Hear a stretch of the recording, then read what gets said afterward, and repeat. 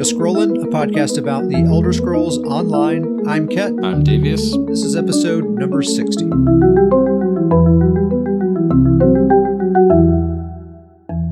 All right, I'm just gonna dive right into this. Right, the same way Lord of Nords just leaps into a fight. I'm gonna dive right into this. I'm gonna talk about old Lord of Nords for a minute here.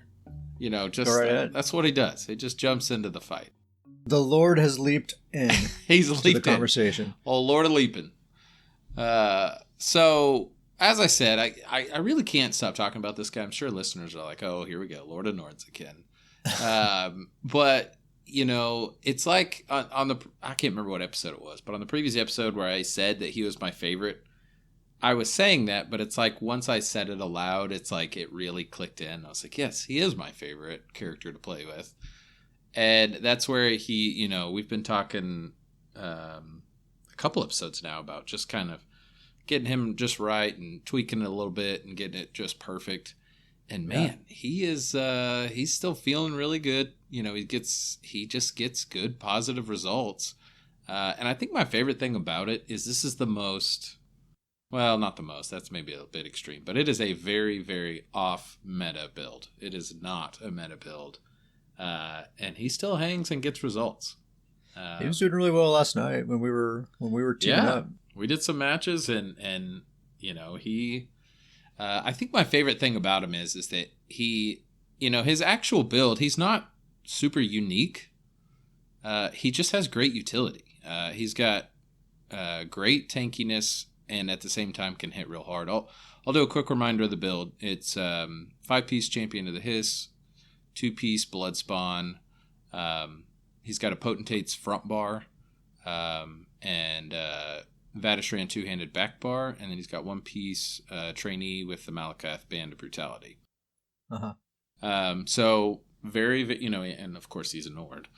DK, StamDK, very, very ultimate focused.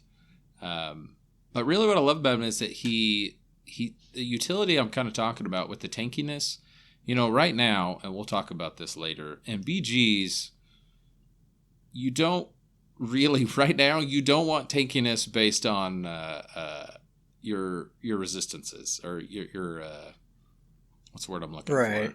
Yeah, your resistance. Your resistance. Your armor rating. You don't want that kind of tankiness right now.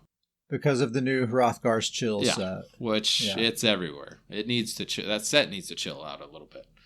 Yeah, we'll talk about that.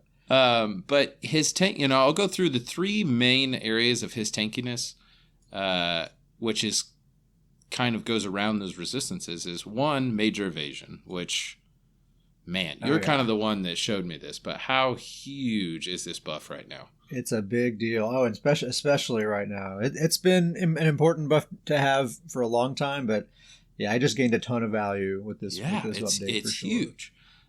So he gets that with Quick Cloak. You know, he also gets the speed and gets the major evasion. I'm using the wings, and really this wings, Quick Cloak kind of both abilities. I picked that up from your recommendation, and it is a great combo. A reminder, the wings is a 50% damage reduction from projectiles.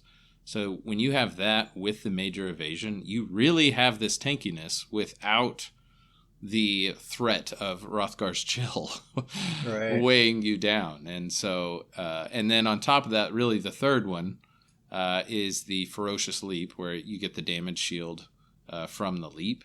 And with those 3 abilities, he really has a great amount of tankiness that is, it makes him tough to tank down. And I kind of have them all, kind of going into that utility, I kind of have them all at my disposal, and I can kind of use them when needed to get out of a lot of situations.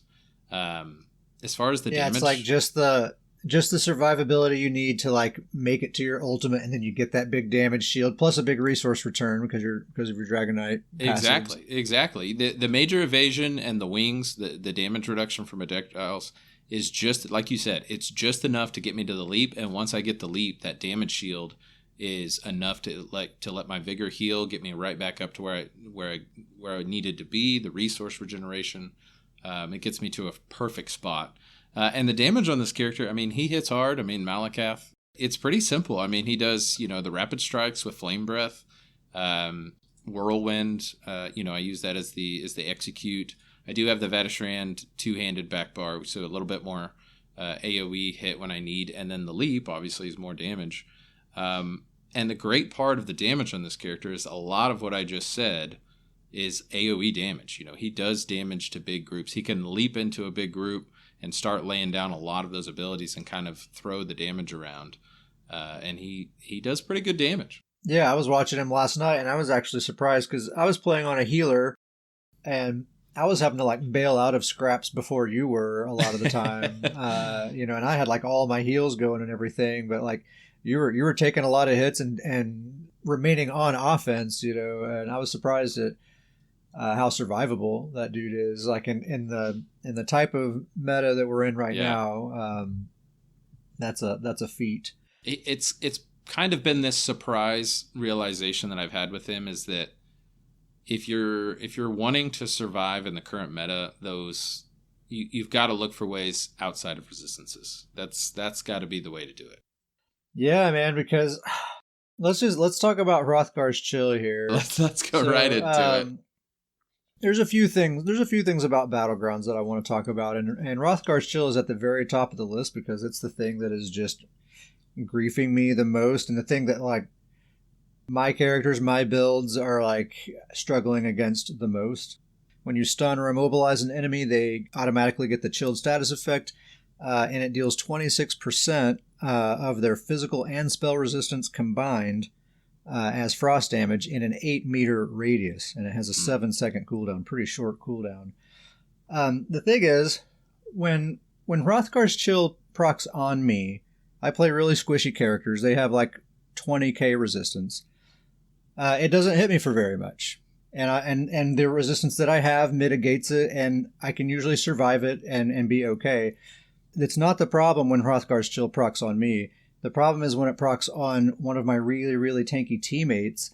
It'll proc on them based on their resistance, so it's a much higher tooltip, but it's an AoE blast, so it hits me with my really low resistance. I got hit for 24,000 damage by Hrothgar's Chill in a battleground a couple of days ago. That is an insane. That's an insane tooltip. And we talked about. It's been several episodes now, but we talked about the math involved and how damage gets mitigated. So the tooltip value of what that must have been in the hundreds of thousands if it hit me for 24,000. Yeah, that's just insane. I mean, it deletes people, and we use that term pretty frequently, but it actually one-shots characters. I mean, you can... Yes. It's one-shotting people in Battlegrounds, and that's just crazy. That's crazy to see in a 100% to 0 health, like one ability or one... And we've seen overpowered, sets or skills or certain metas, but to see somebody go from full health to just completely deleted, and even it happening to us, and when it happens to you, it is pretty shocking to see that happen in a Battleground.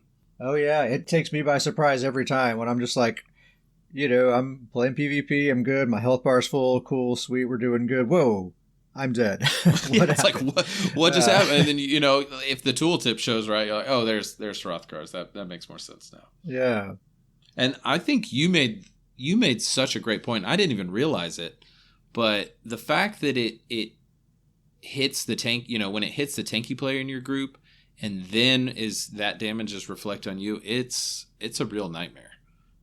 That's the real problem with it. Yeah, absolutely. Like, I'm being punished for build decisions that my teammates are making, and if I decide to build a lot of resistance into my build, then I'll be doing the same to other people. It actually makes the situation worse. Yeah.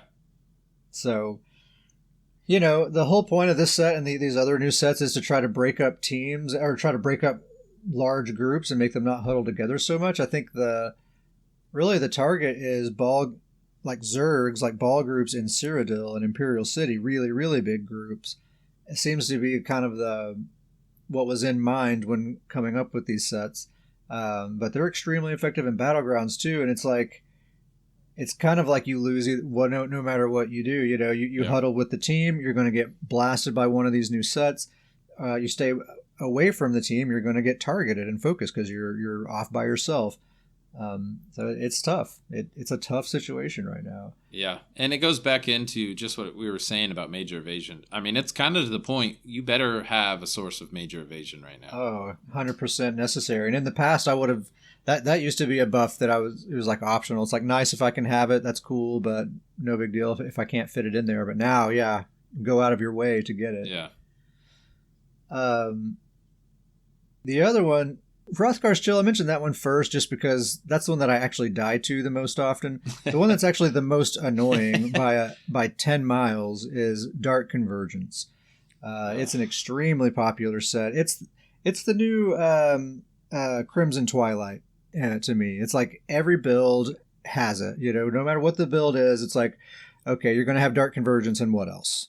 I compared it, Crimson Twilight's probably a more recent comparison, but I compared it to New Moon Acolyte. It's both of these sets, Hrothgar's Chill and Dark Convergence, and really them together is like, that's New Moon Acolyte status. Back when New Moon Acolyte just came out, everybody in terms of popularity. I actually like New Moon Acolyte. It's just stats, and there's a penalty for the amount of stats that it's giving you. I thought it was a good set at the time, but it was very popular. Yeah, and that's kind of where I'm getting at, is that I wouldn't mind these sets so much. I mean, Hrothgar's Chill, I don't like the fact that it makes you suffer for a tanky person being on your team. And Dark Convergence, I don't think it would be as annoying, but everyone is wearing it.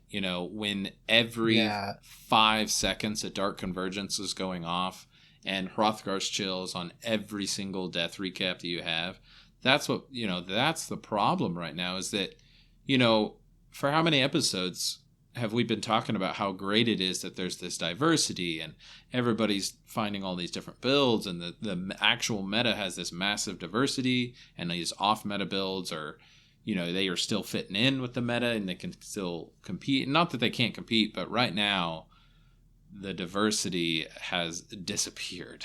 Yeah, this patch has been a giant step backwards in that regard. And we were talking about it a couple nights ago, how the Blackwood patch is maybe the best non-CP combat balances ever felt in the entire history of this game, or as long as we've been playing. We didn't know what we had. Like, we had one patch where it's like, man, this is the sweet spot. We're pretty darn close to it. And then the very next patch, we just take like 3 or 4 giant leaps backwards as far as how non-CP, like in a battleground setting at least. The thing is, Dark Convergence.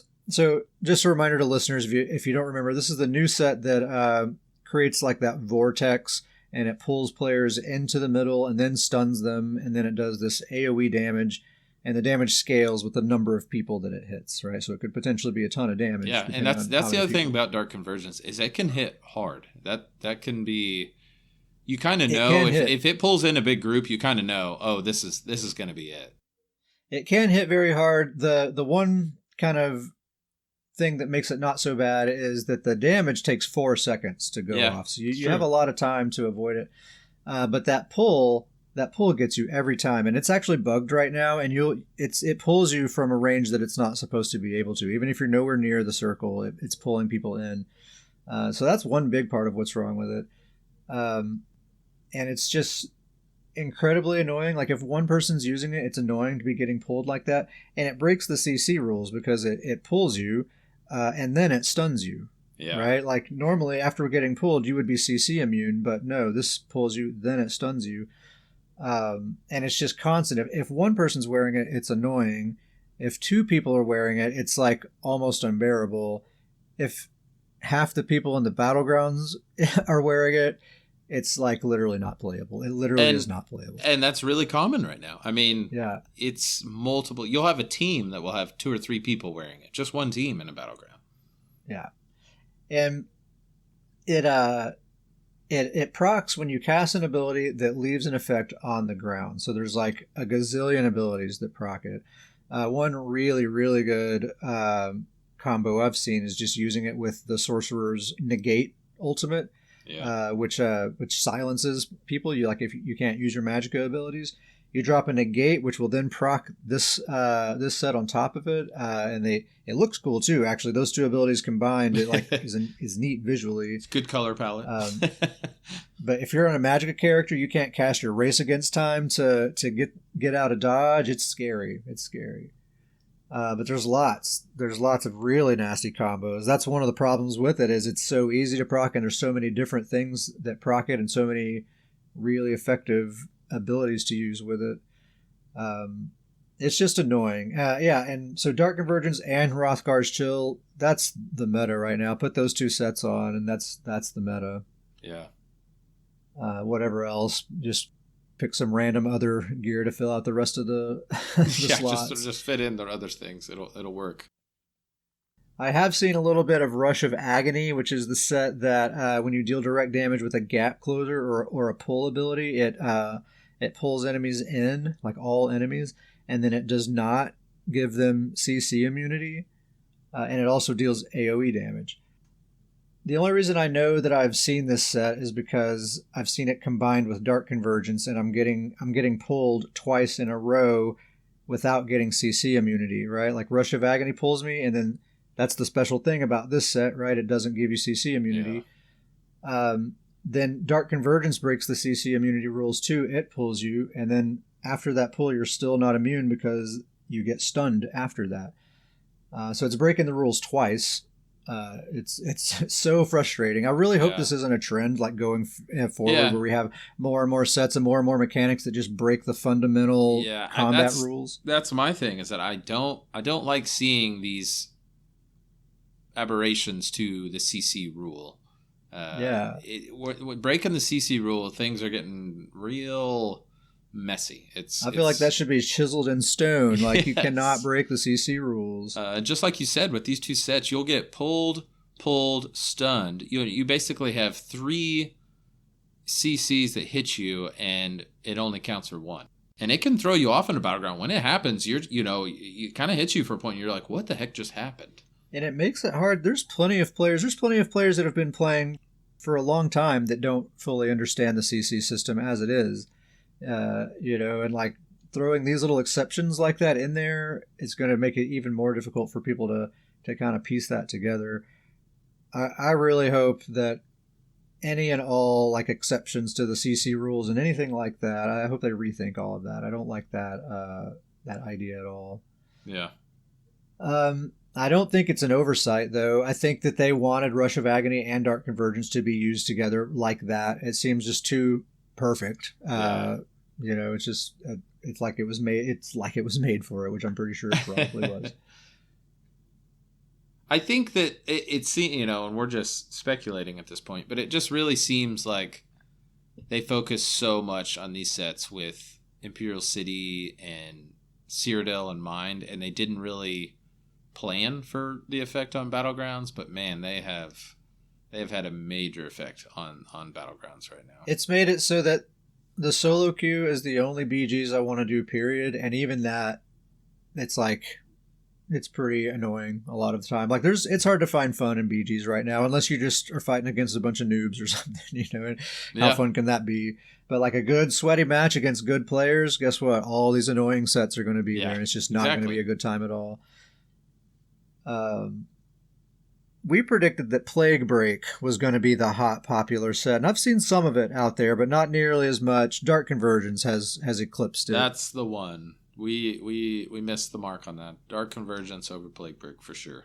Yeah, it's out there, and I've gotten hit with it a few times, but it hasn't seemed to be a huge issue to me. I don't think I've seen it on any death recaps or anything. And I remember talking about, like, I was worried about my Warden healer because she does a lot of cleansing, but I've been playing with her and it hasn't really been a problem. Yeah, I'm actually kind of excited about this. The lack of it being used kind of makes me want to actually throw it on a character. I'm gonna maybe throw this. I'm thinking on my Stamcrow, my Stamina Necromancer. It'd make perfect sense thematically too. That'd be perfect. Yeah, poison. I like it. I was just about to say earlier, haven't heard from your Stamcrow in ages. It seems like it's been a minute. He's one of the Bear brothers of my characters. Yeah. I got Bear Claw, Bear Tooth, and old Bear Skull. He's Bear Skull. the Nord, of course. I hope we start hearing more about him. I want to see what happens with this dude. Yeah, I think Plague Break for sure, and then we'll go from there. But yeah, something's cooking. We got a little brew going. That's what it takes. That's what it starts with. That's where it starts. A little seed. As far as class representation, I think there's actually a really good kind of representation of different classes and different specs.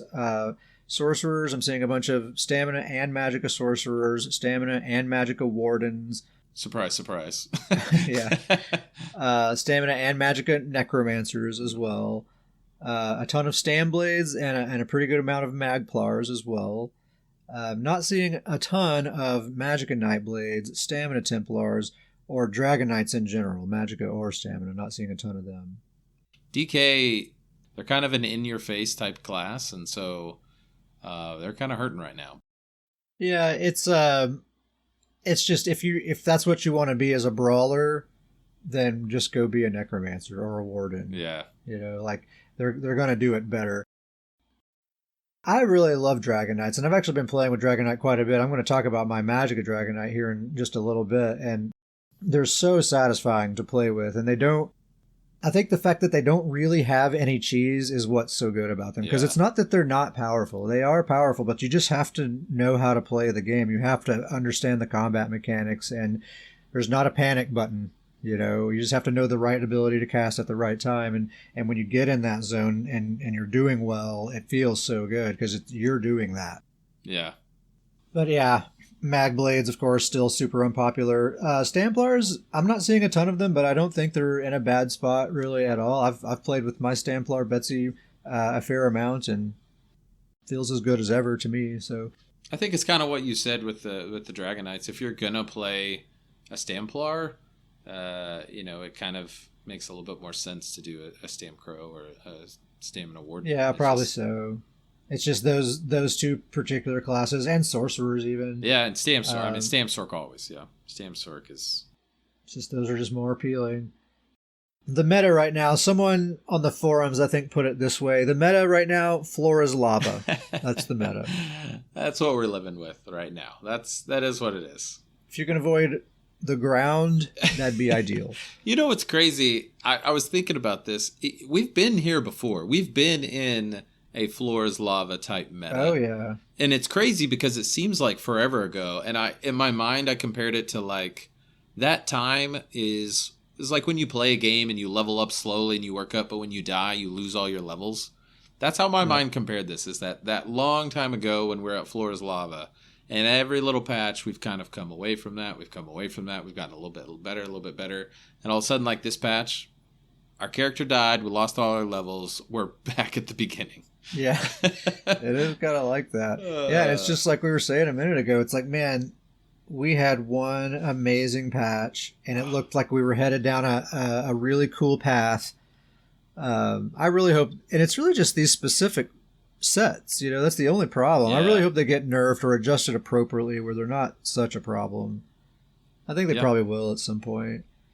And I think the fact that it's those two sets doing it makes it even kind of extra unfun, because it's, even when me and you have done Battlegrounds, it's like, oh, here's every time that first time the Dark Convergence hits or the Hrothgar, it's like, oh, here it is. Here we go. Here we go. We were just waiting. We're just waiting for it. Yeah. And it's just annoying because it seemed like the message had been received loud and clear. Like, we don't want it to be possible to spec into survivability and tankiness and not have to invest into offensive stats and still be able to do lots of damage, But here we are in a meta where that's very possible. You can just be a tank and do lots of damage. And it seemed like it was pretty clear that that was the whole point of making the adjustments to proc sets and making them scale and everything like that, was to address that sort of thing. And then we're just kind of right back there. So for these reasons, what we're talking about, Battlegrounds just kind of isn't fun right now, and a lot of people are taking refuge in no CP Imperial City and Cyrodiil, because remember, those are no proc now as well. And man, You should just see how people talk about these environments, like in guild chat and stuff like that. It's like they're talking about the promised land or something like that. It's pretty funny. I've run around in the no CP, no proc Imperial City a little bit, and it's pretty cool. It's pretty fun. I've gotten into some fights, and I did notice, like, someone spamming the Stampede gap closer on me, and my initial like instinct was to panic because I know I'm about to be taking a lot of damage. But, oh yeah, they're not wearing proc sets, so that's not actually doing very much damage to me. And the fights were just very kind of square and fair, and I never really felt like, I was being cheated or anything like that, which I think I won most of the fights that I was in, so of course I'm going to feel good about it. But. I honestly, it's going to make me really sad if this is kind of the direction we're heading. I don't like that all the good players, and it's kind of, this is where the good PvP is. This is where it's fair and there's not cheesy builds. I enjoy that type of combat, but I don't like the direction where it's like that's where you have to go to get good PvP. I don't like good PvP is limited sets. Why have all these sets if we can't experience them in PvP? It's I want all of these sets to mix in. We always talk about how diversity makes it so much more fun. Well, I mean, if you're cutting out all of these sets, I don't like that. I want to be able to have the full set list when I'm coming up with the build. 2, BGs are just the superior PvP mode. That's my opinion, but it's just... I agree. It's a better format. Yeah, it's just the perfect mode for PvP. Yeah, I love the 15-minute chunks. I love the scoring. You can see at the end, like, how much damage that I do compared to everyone else, or healing, or what's my kill death ratio. Like, you really get to see how you're doing, and day by day by day, you can see yourself improving. You see the numbers, like I'm doing better. I do like that a lot. And Imperial City, it's mostly PvE, really. Yeah. While you're like looking for players to fight. Yeah, and even in Cyrodiil, it's hard to see improvement over time when, half the time you're running up on a group and you're outnumbered 11 to 3. It's like, well, that's how it's just not. Yeah, exactly. That's another thing that's great about BGs is it's, to a certain extent, you're guaranteed a more or less fair fight. Yeah. So I hope they figure it out. I think that these sets probably will get nerfed at some point in the future. I hope it's sooner than later. I think at the very least we're going to have to get through this whole patch, but so maybe hopefully next patch. Yeah, I hope so too. I hope so we have at least some adjustments coming soon. One tip that our old buddy Uncle Sam, I was talking to him in game a few days ago, and he was saying one way to alleviate kind of the woes of Battlegrounds right now is play with ranged builds. And that made a lot of sense to me because I've been playing with a lot of MagDK and MagPlar lately, which are both melee builds. And so, of course, they're going to be dealing with all that Hrothgar's Chill and Plague Break and Dark Convergence and all that. They're standing right in it. But like Sam was saying, he's been playing with his Bowcrow, and he's been enjoying that pretty well. And that alleviates a lot of that because you're not getting hit with that stuff nearly as much. So that made sense. I logged in with my Bowcrow after that, and I was having a little bit better time. It's still not like an amazingly awesome time, and I'm still getting pulled in by Dark Convergence quite a bit. Like I said, it's bugged and it pulls you from a range that it shouldn't be able to. Plus, people pull you into it with abilities as well, and you can't avoid all of it. But it does help if people listening are trying to figure out a way to keep playing BGs and maybe have somewhat of a good time. Play on a Magsork or some kind of bow build. I was thinking about this. We were talking about it, and it does make a lot of sense. I started thinking about it. I'm gonna have to go back to the drawing board a little bit because the only real or the closest thing I have to a ranged build is the old point blank snipe build, which is not ranged at all. That's not ranged at all. So I was thinking, well, I need to get me a ranged build somewhere. So. Didn't you have a mag? Or you had a Magsork and then turned it into a Stamsork? That's what it was. Which anybody who has played Magsork and Stamsork, I think that makes complete sense. Gosh, the line between those 2 are getting blurry at this point with all the armor changes and all that stuff. That's a very good point. So yeah, shout out to Uncle Sam for that suggestion. Use ranged characters. Then he called me a dummy. No, he didn't. Let's talk about your DK. You mentioned your DK. Okay. Shout out to Dragon Knights this podcast. The poor suckers. Shout out to those poor Dragon Knights out there. Hang in there, guys. You're gonna make it. No, I've really been enjoying my MagDK. Misato Katsuragi is her name. And it's a really fun class to play on just because of the things I was talking about before. There's no cheese to this class. There's no panic button. There's no like, when in doubt, hit this button and you'll be fine. You know, like streak or cloak, or there's nothing like that. Like you just have to know the right skill to cast in the situation that you're in. And as long as you can make the right decision at the right time, you can keep going and going and going. And for that reason, it just feels so good to like when you're on a roll with a MagDK, like when you're in the zone, I think it's more satisfying than on any other class. Like think about playing on a StamSorc. You know, it takes nothing to be on a roll with a StamSorc. You know, you can do it blindfolded. It's still fun, but with a DK, you have to really be paying attention. You have to really be thinking about what you're doing moment to moment, and it's just super satisfying for that reason. And like I said before, I don't think they're weak at all. I think, you know, just because they don't have any cheese doesn't mean they're not super powerful. They're incredibly powerful. Anyway, I think I like to make the joke that getting good with a Magicka Dragon Knight is equivalent to getting good at PvP.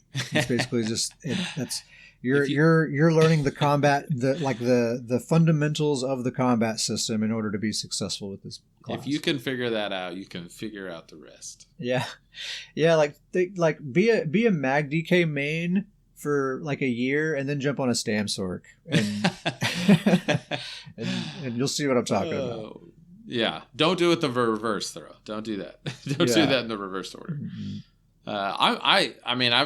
I'm a huge fan when you hop on with Misato because it's surprising. You know, like you said, you get on a roll, you start dealing damage, but the heals that are happening as well as the damage you're dealing, it's a nice team setup right there. Yeah, I have her set up kind of more as a mage than a brawler. Like she's not using a sword and shield like a typical one of my Magicka builds. Her setup is Heartland Conqueror, 5 pieces spinner with a sharpened fire staff on the front bar. She has a powered Maelstrom Resto on the back bar, Malakath, and 1-piece Doma House. It's a light armor build. She's a Breton. She's using the Atronach Mundus, the Bewitched Sugar Skulls. She uses spell power potions. She uses the Molten Whip combo, so she hits hard. She does. She hits very, very hard with that Heartland Conqueror sharpened staff and spinner, like all that penetration stacked on top of each other. Her tooltips aren't huge, but they hit for a lot. So her combo is she just gap closes in with Empowering Chains, hits them with Engulfing Flames and Burning Embers. So those are all 3 Ardent Flame abilities. So those give me all 3 of my Molten Whip stacks. And then I fossilize or leap them if my leap is ready. And then I hit them with that fully charged Molten Whip. And that usually takes them out. If it doesn't, then I just go back to spamming Engulfing Flames a few times until I have those Molten Whip stacks back. So actually, I don't use my whip as a spammable. It's just my burst attack. I really use Engulfing Flames as my spammable most of the time. I'll say I don't think many abilities bring you as much joy as when you finish somebody off with one of those whips. Oh man, when you have the fully charged Molten Whip with all 3 stacks, you know the animation she does that little spin attack whip. She does that special animation for the full stacks. And when that's the execute, the ability that finishes someone off, man, it's just like, it's such a satisfying feeling. It's even more satisfying if you're looking at 2 low health targets. You execute one with your leap, and you execute the other with your fully charged Molten Whip, and it's just like, boom, boom, I am unstoppable! Just go immediate blood rage and just that's that zone you're talking about. That's that. Yes, yeah, you get in that zone, and also Burning Embers. That's one of your dots, but it's also an incredibly powerful heal whenever it expires or when you refresh it on a target, and you can put it on multiple targets, and they'll each give you the heal. And so, like, learning to work with that thing and counting on that for a heal when you know you're going to need it as well, it can be really clutch. It's just, and it's like these things. It's hard to be consciously aware of them, but like in the moment, you're just kind of instinctively making those decisions when you've been playing with the character a lot, you know. Yeah. And it's fun. It's super fun to just kind of see it happen and see yourself doing it and being successful. We had some fun combos with old Lord of Nords and Masato. The double leaps, they both hit pretty hard. You were doing great heals, and his kind of tankiness. It's kind of a fun little combo for sure. She has that Maelstrom Resto on the back bar, and I was using Coagulating Blood as my main burst heal for a while, but it's an incredibly strong burst heal, but just not having the ability to cast a burst heal on an ally, it's like, it's too much for me to handle. I can't I'm sorry. I'm like casting hots on that person, but it's like not enough. And I'm like, I'm sorry. I don't have my ultimate. I'm trying. So I definitely have gone to the Resto staff. What's it called? Blessing of Restoration. That's my main burst heal, and I've stuck with that. It's a little cheaper too, so you kind of get compensated. And it's like a 10k tooltip, you know, so it's not like a weak heal by any means. But yeah, she's got that. She's got Radiating Regen. She's got Cauterize, and she's got the Resto ultimate. So yeah, on her back bar, she's a very good healer. Anyway, you already talked about Lord of Nord, so I guess that's it for DK talk, right? We have covered the DKs. I feel like we got to go right into Butch Mahoney here. Your MagPlar. Butch Mahoney, if you're out there, buddy. This one's for you. You know, as much as Masato, you know, I say she's great for, you know, the heals and the backup. Butch is just like, when I look at his numbers at the end of a battleground, I feel like it's like broken. He's the million damage, million heals type of guy. Like that's where he lives. I said it the other night on comms. I always feel like I'm stealing everyone's glory when I play this guy. You think you have good numbers in a battleground, and you look at Butch's numbers, you're like, oh well, maybe I wasn't. It's like the most kills, the best kill death ratio, and more heals than the actual healer. Yep, more damage than the damage. It's, you know, Butch kind of steals people's glory. It sounds like I'm boasting, but I really think that's just the beauty of Magicka Templar, and like that's what they are. You know, that's just what they're good at, is just being in the right place at the right time. He's my favorite build for that. When I'm like, I don't know if I want to do heals or damage, I'm logging in with Butch, and I'll be really good at either one. Now, I was talking about Misato's build, Heartland Conqueror, Spinner with a Fire Staff on the front bar. Butch Mahoney, totally different build. Completely different. Yeah. Let's hear about the totally different setup. Heartland Conqueror, Spinner with a sharpened lightning staff on the front bar. See, not a fire staff. Completely different build. Also have the Maelstrom Resto staff on the back bar, just like the DK. I'm wearing a Mythic Ring, but it's Wild Hunt instead of Malakath. And then One Piece Vulcan Scoria. So yeah, Heartland Conqueror, Spinner on the front bar with a sharpened lightning staff, Maelstrom Resto back bar, Ring of the Wild Hunt, One Piece Vulcan. So basically an identical setup to Misato, except instead of Malakath, it's Wild Hunt, pretty much. But it feels really, really good on a MagPlar, and it's basically the same sort of deal with Misato. He's fully offense on the front bar, fully a healer on the back bar. But just by nature of being a MagPlar, and also partially thanks to that Ring of the Wild Hunt, he feels like he just glides, you know, like I was talking about with MagDK. It's hard to find that groove, but when you do, it feels so good. With Butch here, or with MagPlar, it's all groove all the time, right? It's not hard to find the groove at all, or at least for me. I just jump right in, and it's not like with a DK. you got to figure some stuff out, and it's kind of hard to deliver the combo, and you kind of have to be clever, and you kind of have to trick people with CC and stuff like that. Not so with MagPlar, man. Just spam jabs. Just spam jabs. Just keep jabbing. I mean, I put a little more finesse into it than that, but a lot of the time you can just kind of go into a group with some low health people and just sweep up a few kills real quick, and you really hardly did anything. It's just kind of an easy play style, I think.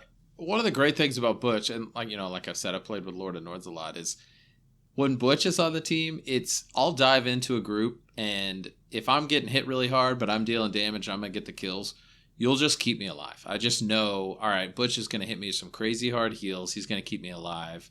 And then we'll just, the group will finish off.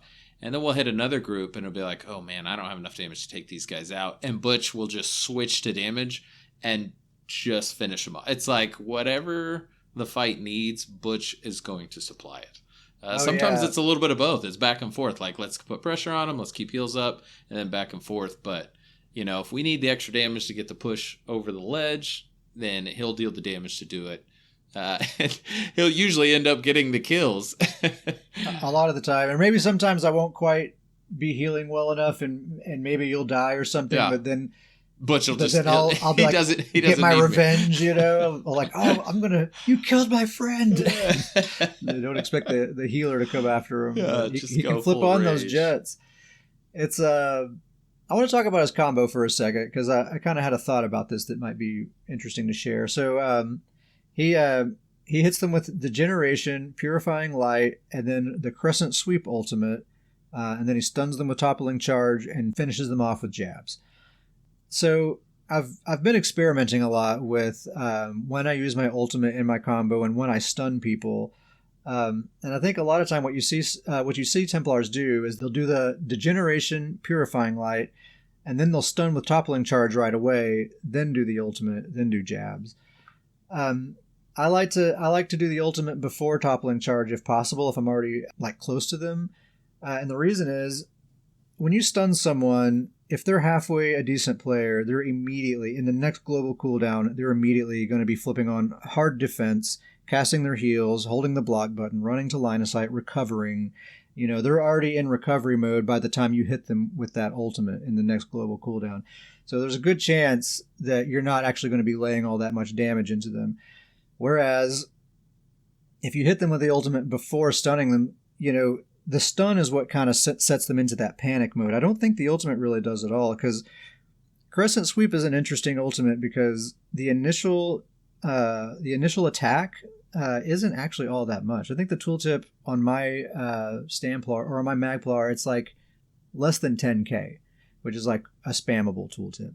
Right. So you hit them with it, they don't see all that much of their health missing, then you stun them. By the time they start panicking and reacting to the situation, it's already too late, because the deadly part of that ultimate is the pulsating damage that stacks on top of your jabs.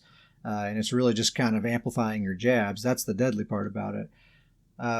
So by the time they break the CC and start going into recovery mode, they've already taken way too much damage, and it's going to be a lot harder for them to kind of climb out of that hole. So that's kind of why I like to wait on that. I mean, if I'm fighting a bunch of noobs, a bunch of squishy people, it doesn't matter. Just, gap close and do whatever you want, But if jabs. I'm up against people, gap close jabs, just from target to target. But if you're up against good players that are harder to kill, you're going to want to save that stun until the last moment. Yeah, Butch he's the real deal. If I'm on damage, he's usually doing a little bit more damage than me. Got a little bit more kills. If I'm on heals, he's usually putting pressure on out healing me as well. Yeah. What I like about him, Misato's the same way, but definitely more so on the MagPlar, is the fact that he is so equally capable in both offense and defense. I kind of slip into this play style, this sort of like in the moment play style, I think of it as. And I don't really get this way with other characters, where I can kind of forget about what my kill death ratio is, and I'm not really holding grudges against players who are focusing me or anything like that. I'm not chasing. I'm just kind of looking at what's directly in front of me and thinking, what do I need to do right now that's going to be best for the team? And I'm thinking like in a death match kind of way. Mm-hmm. Do I need to heal somebody? Do I need to kill somebody? Like, what do I need to do? And I don't have to worry about like since I'm not really thinking about my kill counts, like those moments where you almost kill someone but they just slip away, and man, you probably could kill them if you chase them. On this character, for some reason, I'm so good about just letting it go. I'm just going to stay with the team and do what's best for the team. That is tough to do. It's tough to do, but what ends up happening is when I'm playing like that, I'm just looking like, okay, what's in front of me? What do I need to do? What's best for the team? What ends up happening is I'm a healer most of the time. Like I would say probably 80% or more of the time I'm filling the role of a healer.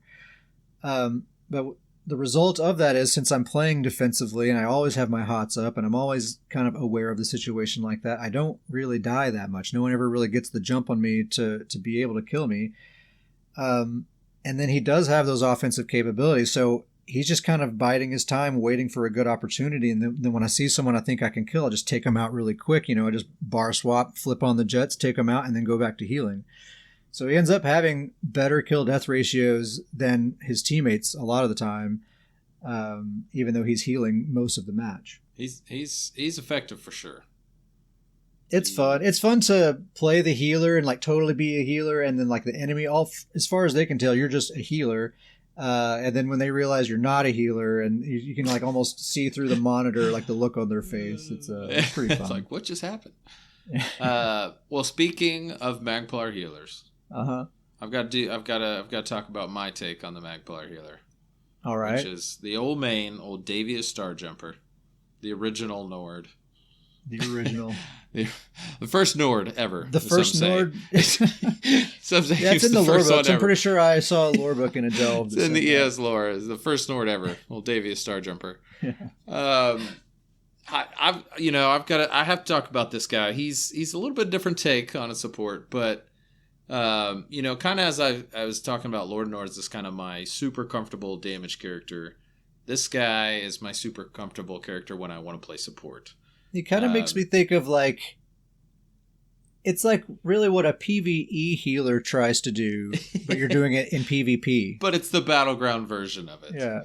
I was talking to you about this just the other day. He kind of feels patch proof at this point. His build is so out there that it's kind of patches just kind of come and go, and it doesn't really affect him a whole lot. He just kind of keeps doing what he's doing, which is awesome. That's where I want him to be. He's doing 5-piece Spell Power Cure, 5-piece Powerful Assault on the front bar. He has the Maelstrom Resto on the back bar. And he's got 1-piece Swarm Mother. And then right now he has the mythic amulet, the Pearls of Elnafay, just to get his ultimate up, to get the heal ult up. But at some point, I'm going to be swapping that out for the Magma Incarnate monster set. I have to pay some people to carry you through that last boss fight. Yeah, we'll figure it out here. But really, my favorite thing about this character is that he is a healer. He's a battleground healer support. But healing is kind of his second priority. The number one priority for this guy is buffing the damage of the team. That's priority number one for him. The heals have just kind of become secondary at this point. You can tell when this dude is on your team. Like, you just have so much more damage. It's like you have a whole second build added to your build. And it's fun because I've been playing with him enough that I'm kind of seeing it. I'm kind of seeing when I'll join, team members in a fight and when I'm not in the fight, kind of type of thing. And it's pretty awesome. Just a kind of an overview of what he's doing right now with his heals. And that's really the best part about it. I'm keeping the number one priority up by just doing my healing rotation. Just by doing my heals and throwing the heals on the group, number one priority is being achieved. And that's just keeping these buffs on the teammates. And with those buffs, he's adding 737 weapon and spell damage to the group. Just for everything, just a flat weapon and spell damage for the entire group, including himself, which is big time because that's making my heals heal more. Kind of just to explain why I want to do the Magma Incarnate. If I do get that monster set going, That 737 weapon and spell damage buff is going to go to a 952 weapon and spell damage buff for the entire group. That's insanity. And I can't wait. But just to kind of give an idea, this is with that Magma Incarnate. I plugged it on the build editor. Obviously, 952 weapon and spell damage to your group is going to work out pretty well. That's gonna show in their damage. But like I was saying, the amount of buff that it gives me on my heals, just some quick tool tips of what it does for me with those buffs. He's got a 14k Breath of Life, an 11k Echoing Vigor, and a 25k Radiating Regen. And that's just when the buffs are happening on me. Those are good heals. And it's, like I said, it's really, I'm keeping the heals up, but it's really mainly, I'm just keeping those heals up to keep those buffs on the group. So it's a lot of fun. That'll even make, like say you're running alongside me, I'm on my StamPlar, you're giving me like almost 1,000 extra weapon damage, which means my own heals as well. Like my own vigor is going to be extremely strong too.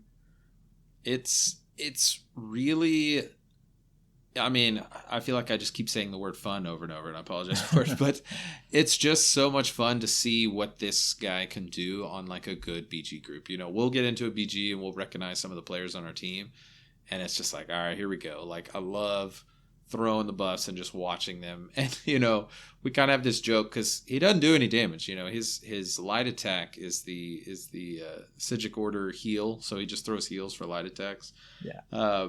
But I'm just running in the middle of fights, and I'm chasing people down with the group. Like, ooh, this guy, he's almost dead. Let's get this guy. Let's just get that. And I'm just standing on top of them as I'm doing no damage. Just like chasing down bodies with the team. Not doing any damage, but he loves to see the team taking him down. He likes to watch. He loves to watch. He's a peaceful guy, though. Don't forget that. He's very peaceful. He's very passive.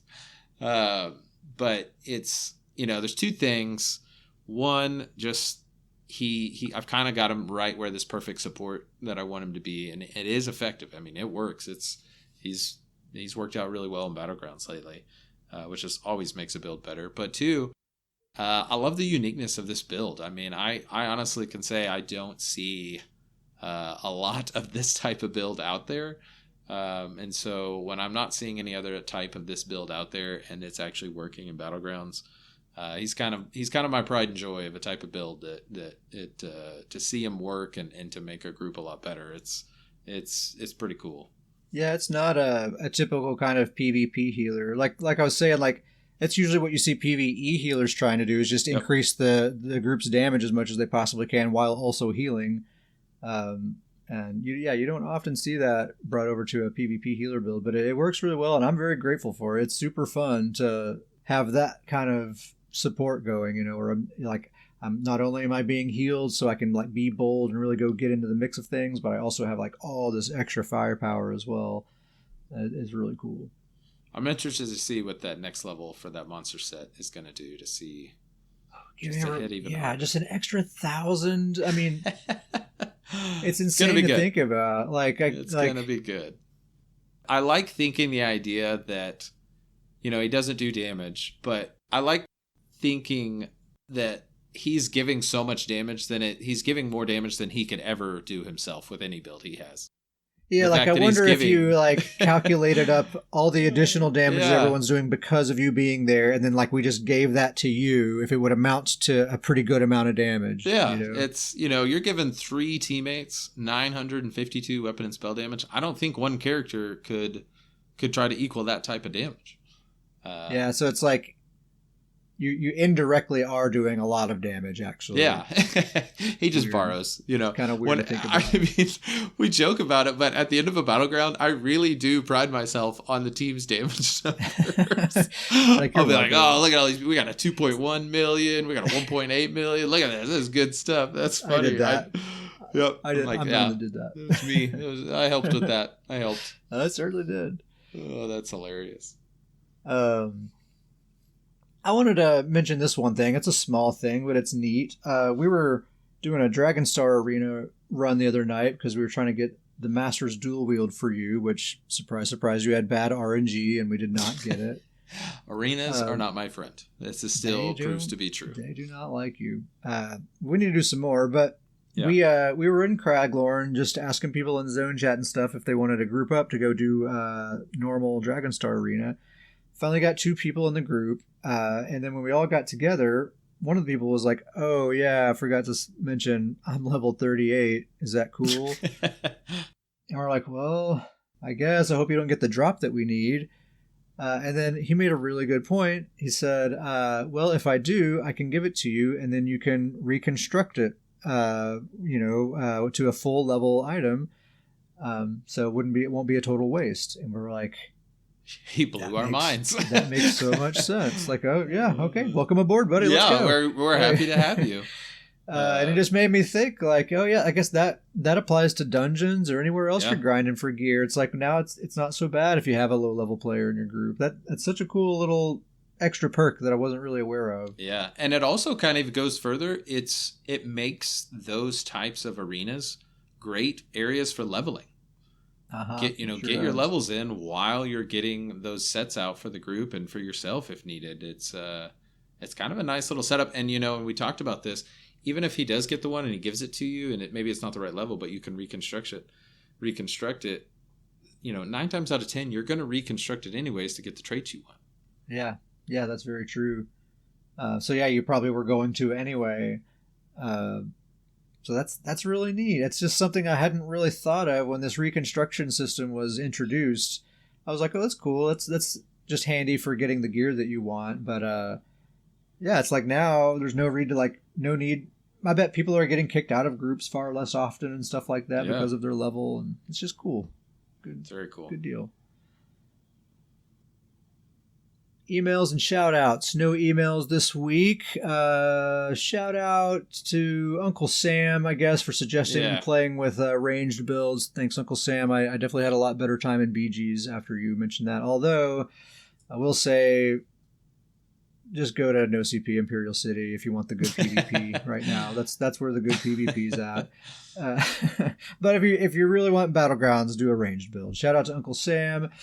If you'd like to email us, our email address is scrollandpodcast@gmail.com. Any questions you'd like to ask, any suggestions for the show, tell us a joke, say hello, really whatever you like, scrollandpodcast@gmail.com. We have a guild called Stoon's Goons. Real guild, best guild. Best guild in the game. Best guild. And right, what else can you say? And sums it up there. Yeah, I stake my reputation on that. Look at this. He's a changed man, Ket, when it comes. He's a changed Stoon. Yeah. Best guild in the game. Why, you ask? I don't know. It's just good. It's the name. It's a great name. If you want to be in the best named guild in the game, Stoon's Goons is the guild for you. So email us at scrollandpodcast@gmail.com or hit us up in-game. I'm at Ket Sparrowhawk. Davius is at Starjumper. That's PCNA. I will say this. I got a little Stoon's Goons announcement. Obviously, like we said, we're going to be doing some DSA runs. I got to get that new Magma Incarnate set. So if you guys want to do some runs, hit me and Ket up. We'll get it. And if you're not in the guild, GTFO. Don't you dare hit us up for DSA runs if you're not in the Stoon's Goons. I'm going to be checking the roster. Just kidding. Anyone's welcome along. You don't even have to join the guild. You can just add us to your friends list or join the Discord. I guess I should mention that because that's actually an active community, unlike the guild. Hey, now. Easy. So yeah, hit us up with an email if you want to join the Discord. We're always talking about build ideas or just sharing memes. Anytime patch notes comes out, we talk about that stuff. And just kind of random stuff, joke around. It's a good little community that we have there on the Discord. So if you'd like to join. And another perk is if you're on the Discord, you can listen in while we record these podcast episodes, and you can participate in chat. And it's just a great time. Ask Dr. Professor. He'll tell you all about it. And Grizzly Khan. I think he came one time or twice. Old Grizz. Shout out to Grizzly Khan and Dr. Professor, just because you guys are pretty cool guys. There you go. Got a full list of shout-outs today. Full agenda of shout-outs. All right. I guess that's probably an episode. 60 episodes. That's like twice as many as 30 almost, I think. That is. I think that your math checks out. That's pretty cool. Well, I hope to see you for 60 more episodes, Davius. Let's do it. Let's make it happen. Let's lock it in. All right, 120. Here we come. All right, guys. Thanks for listening. We'll catch you next time.